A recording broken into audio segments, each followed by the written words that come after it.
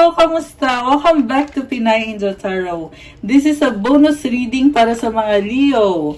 General love reading, kaya maaaring mag-resonate o hindi. Tingnan natin ang energies connected sa'yo ngayon sa love life mo. Dahil Leo season na po ngayon, kaya po kayo merong bonus reading. So, kamusta kayo guys? Comment present mga Leo. Comment kayo para alam kung nanonood kayo. Kukuha ko kayo ng mga extra cards. Kasi nga, birthday nyo eh.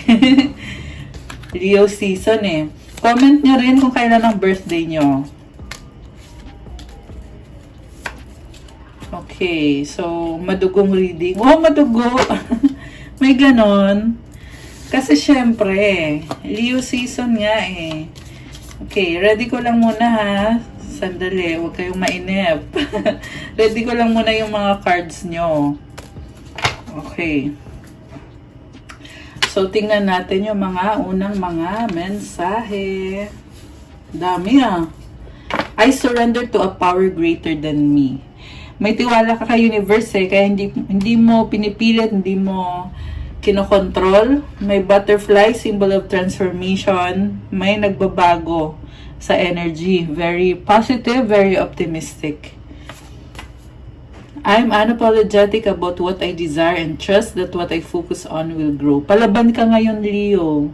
Wala kang pakialam sa sasabihin ng ibang tao or kung sino man na siguro merong naiinggit or merong kung ano man yan, iniisip ng iba. Ang focus mo ngayon is yung manifestation mo at talaga namang tinutulungan kayo ni universe na mag-grow. I love it. So positive. So congrats. And then, meron kang power. You instinctively know what is right for you and you have the power to say no or to walk away at any time. So, parang nakita ko sa'yo, may boundaries ka. Very strong na energy mo. Kaya mong tumalikod kung kinakailangan. Decision mo naman to. I feel like pinaglalaban mo kung ano yung mga bagay na makakabuti para sa'yo. Ayan, power. I love it. You are strong, Leo. Okay, next card. Ito yung medyo madugo. Medyo madugo talaga. Char lang. Okay. So, meron kang garden. Maganda to. Blessings. Abundance. Good health. Prosperity. Stars. Wow. House. Oh my gosh. I love it. May garden ka na. May house pa. At may stars. So, ang sinasabi dito, naalagaan mo yung sarili mo at yung manifestations mo. Merong solid foundation, stability, house. Merong legacy. Ayan, I love it. Siguro yung iba sa inyo nabibisi kayo sa mga gawaing bahay, domestic na mga stuff. Or, meron kang something na inaayos sa bahay. And, itong star naman, yan yung minamanifest mo na binibigay naman ni universe. I love it. Sobrang positive ng vibe. Maganda yung aura mo ngayon. And merong woman na nakakulay puti na damit. It symbolizes purity. And you have an opportunity to start fresh and to enhance yung energy mo. Yung natural na energy mo. Okay, next card. Past lives. Temptation. We reunite with our loved ones over and over again through many different lives. Think carefully about the situation. Baka may taong ka-deal ka na soulmate mo, someone sa past life mo. Temptation. Merong something na hindi mo may paliwanag. Attachment sa isang tao na soulmate mo or twin flame mo. Malalim tong connection na to guys, hindi to basta-basta. Ayan, kaya ka nakaka-feel na ng temptation na yan kasi may something na sa inyo eh. Baka dati mo yung asawa mo yan dati sa past life. 'Di ba? Yung iba naman sa inyo may kadi kayong tao na nagbabalik. Posible naghiwalay kayo, tapos ngayon, andyan na naman, nagpaparamdam, or merong opportunity or chance para sa isa't isa. Ayan. So, tingnan natin from the tarot. Ano ba mga energies connected sa love life ni Leo? Okay. Wow! Oh my gosh! I love it. The Sun. Positivity, new beginning. Ikaw to eh. The Sun is Leo energy. So, si Leo, palagi mo nakikita yung bright side. Tingnan natin. Kulay-pula yung buhok niya. I can feel passion. Sobrang fierce. Fierce ka, Leo. And, may isang sitwasyon na hindi man perfect yan, pero lalaban ka kasi nakikita mo yung positivity sa connection ninyo ng taong yan. Possible na ikaw yung gagawa ng first move. Parte na ng buhay mo itong taong to. Mukhang ikaw yung nagbabalik. Ayan, mukhang meron ka pang ibubuga, meron ka pang i-offer sa connection ninyo. Okay. Next card, 5 of Wands, 5 of Cups. Bakit ganon? Nagsastruggle ka para magkaroon ng pagbabago. Possible na maraming taong involved. And medyo emotional din. Kasi nanghihinayang ka na yung mga nangyari is hindi nag-work out. Kaya ka magta-try ulit. Kasi nga gusto mo i-transform yung sitwasyon. So, laban lang Leo. Ayan, magbabago din yan. Sa bottom of the deck, tatlong 5 na. 5 of Swords. Feeling mo talo ka. Andun yung feeling na nagkaroon kayo ng misunderstanding or disagreement ng taong yan. Kaya iniisip mo, tama ba tong gagawin ko na magta-try ako ulit? Kasi bakit pakiramdam ko, lugi ako. Ayan 3 of Swords. So, kita mo yung heart, merong swords na nakaganon, So, kaya iniisip mo dito, tama ba itong ima-manifest ko? Kasi parang, yun na nga, parang talo ka, no? Pakiramdam mo, nahirapan ka eh. Pero tingnan natin, guys. 2 of Wands, High Priestess. Naghihintay ka, pinag-aaralan mo. Tahimik ka na lang kasi inobserbahan mo at binabalanse mo. And may mga plano na pero nasa point ka pa lang na nire-ready mo pa yung sarili mo. Okay. So, anong susunod dito? Uy, tumalon. Okay. So, Justice, parang naka-reverse yung Justice card eh. So, na-feel ko dito medyo may inis kasi nga gusto mo ng justice or hustisya or balance. Ayan, may hawak siyang scale. So, pinaglalaban mo yung katotohanan. Pero, nakaganon siya, guys. Ibig sabihin, andun yung, meron talagang stress somehow, no? Siguro ikalma mo yung sarili mo, Leo. Huwag magpaka-stress dyan. Huwag masyadong magmadali.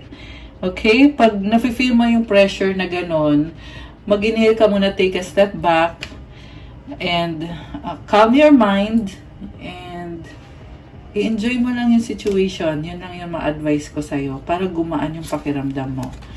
3 of Wands, Knight of Pentacles. Nababagalan ka eh.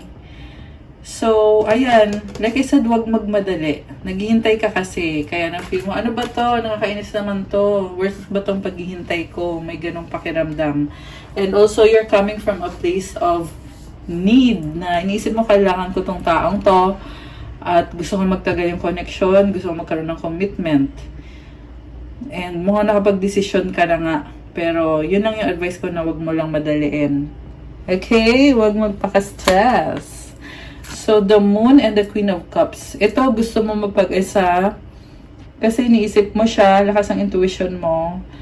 Gusto mo lang naman i-enjoy to eh. May nakita ko baka yung moon sign mo ay water sign, Cancer, Pisces, Scorpio. Ayan. So, i-check nyo din yung birth chart nyo, guys, kung hindi nyo pa alam yung chart ninyo. Okay? Or kung hindi man, ang energy mo ngayon is parang gusto mong mapag-isa kasi iniisip mo yung mga pangarap mo. Parang ang lalim ng emosyon mo eh. So, okay, tingnan natin susunod. May pagdadalang isip, merong confusion, nalilito ka kung ano ba talagang gusto mo. Kasi pangarap mo yung taong yan, pero nakakalito yung sitwasyon, no? And then, So, ito na nga nagdadalawang isip ka, pero may partnership naman dito. Kaya, kinoconsider mo talaga na iniisip mo, sana nga mag-workout. Okay, ano naman ngayon ang iniisip ng person mo? Tingnan natin. Itong person mo na merong partnership sa inyo, ano naman ngayon ang nafe-feel or iniisip niya? Two of Pentacles. Oh my gosh, pabago-bago. Juggling, posibleng busy to. Five of Pentacles, nahirapan din siya. Two of Cups. The reason kung ba't siya nahirapan kasi gusto din niya ng pagbabago kasi feeling niya mag-isa na lang siya or naiwan mo siya. Pero tanggap ka din naman niya, tanggap naman niya yung sitwasyon. Gusto niya mag-reconcile kayong dalawa kasi malaki yung pangarap niya para sa inyo. Ace of Cups, wow! So, mukhang mag-offer ng bagong simula at ng yan, nasabi ko na reconciliation. Ayan, merong white dove. Symbolizes peace and purity. Oh, the star and the fool. Alam niyo, may mga sariling inayos din siya sa buhay niya. Wow. Parang nafi ko dito, isa ka sa inspiration niya. And, this person will take a risk para sa'yo, para sa connection ninyo. Oh, sino nakakita ng 11-11? Ay, ako lang pala. Ayan, nasa ano ko nasa timer ng camera. Anyways, 10 of Pentacles. Okay, may legacy. So, yung person mo mukhang busy siya sa sarili niya. Merong success na nakita ko dito sa person mo. Baka sikat to or maraming humahanga sa taong to. Maraming nakakakilala, no? Yung taong ka-deal mo, Leo. Okay, may legacy siya. Workaholic ba to? Andito yung the devil. Baka ka-deal mo ay Capricorn. Malakas din ang Cancer tsaka Aries. Not Aries. Aquarius pala. Okay, although this can be any sign, guys. Ayan, kanina meron din lumabas na Libra or baka sa side mo yon yung may Libra energy. Okay, so yung person mo, parang nakukulitan ka sa kanya, no? Merong attachment eh. Talagang nagtatry itong person na to. Parang trying hard. 2-2 on the clock. Oh my gosh. Angel numbers 2-2. So, parang nagiging trying hard siya. Kasi nga, na-attach sa'yo itong taong to. Parang codependent. So, feeling mo unhealthy naman yung ganon. And, may mga pangarap siya eh, para sa sarili niya. May siya mga inaayos sa sarili niya, may legacy siya. Parang nakita ko dito, may ibang mundo siya, or may sarili siyang mundo, maliban dun sa connection ninyong dalawa. And, sobra yung attraction sa inyo. Nagtatry siya mag-reach out sa'yo, pero feeling niya, andun yung feeling niya na siguro nireject mo siya. Kaya, 9 of Pentacles, kaya parang inisip na lang niya na wag na nga lang, mag-isa na lang ako, parang ganon. Parang nagtatampo yung person mo. Leo, nagtatampo to. Okay? Tower. Oh my gosh. Tower and the Magician. So, transformation, kita ko pinipilit niyang tanggapin yung sitwasyon nyo eh. And, the reason kung bakit niya tatanggapin, kasi talagang gusto niya mag-workout. And, the way para mag-workout kayo is by accepting, kasi nisip niya, pag tinanggap ko si Leo, magkakaayos din kami ulit. So, parang feeling niya dito, ang hirap tanggapin. Kasi ikaw gusto mo mag-isa eh. Priority mo yung sarili mo. So, iniisip niya ngayon, ang hirap tanggapin na ganun yung gusto mangyari ni Leo. Pero, mag-a-adjust ako kasi talagang gusto ko si Leo. Ayan. Gusto ka niya talaga. Grabe. Grabe. Nakakaloka. Kasi nga, tumalikod ka. Ayan, 8 of Cups. So, anong outcome dito sa love life ni Leo ngayon? Accurate lahat, sabi ni Cha. Temperance, Page of Pentacles, Four of Swords. So, the outcome is all about patience, adjustment, and calmness. Parang sinasabi dito, kalma lang, maayos din to. Merong gusto mag-sorry. Ayan, parang gusto niya mag-reconcile kayo. Pero, ang nakita ko dito, hindi muna sa ngayon. So, kailangan habahan yung pasensya. Kasi pareho naman kayo na gusto niyo naman talaga mag-workout yan. So, hindi kailangan maghiwalay or hindi kailangan mag-away, 'di ba? Nakahiga lang siya, oh. So, ang nafe-feel ko dito on the process of healing. Ikaw or pareho kayo, nag-heal kayong dalawa. And parang may konting lungkot kasi iniisip nyo na bakit hindi pwede ngayon? May ganong feeling eh. Alam mo yung song na Pagdating ng Panahon? Yun yung naririnig ko na nagpe-play sa mind ko. Na iniisip nyo, balang araw, magiging okay din ang lahat. Parang nagsasorry ka eh, na sorry kung ganito tayo ngayon, pero balang araw, pagdating ng panahon, ayan, parang alam nyo na maayos nyo to. Ayan, laban lang. Oh my gosh, grabe! Very dramatic. And medyo nakakaiyak, no? Ano mga energies connected dito? Or yung mga gustong sabihin ng person mo sa'yo? Wow, you're a God-given gift. Grabe! Gift ka ni God sa kanya. I hope you're okay. Ayan, talagang iniisip, nag-care sa'yo. Iniisip ka. I long to be with you. O, diba? Attached kasi siya sa'yo. Okay, ano pa? Ayan, daming cards na gustong lumabas. Let's forget the past. So, kalimutan na daw yung mga disagreement nyo. Please help me, I need it. Oh my gosh! I miss you! O, diba? Kaya lang naman siya nagkakaganyan, namimiss ka. Give me another chance. Nakakaloka. We have a deep level of connection. Soulmate or twin flame. Parang gustong sabihin sa'yo eh na bigyan mo sana siya ng chance ulit. Okay. Ano pa mga energies connected dito sa love life ni Leo or yung mga gustong sabihin ng person mo? Decision. So, siguro, gustong itanong sa'yo, anong desisyon mo? Selos, insecure. Ayan, nai-insecure. Nawawala ng pag-asa. Excited. Okay, yan lang yung nawawala ng pag-asa, pero excited eh, diba? Tumalon yung card. Strong, mahal pa rin kita. Oh my gosh, guys. Mahal ka pa rin. Nagpapaka-strong. Okay? Oh, nagmamadali. Trying hard. Nakakadloka. Ayan. Pabago-bago, doubt. Ayusin natin reconciliation.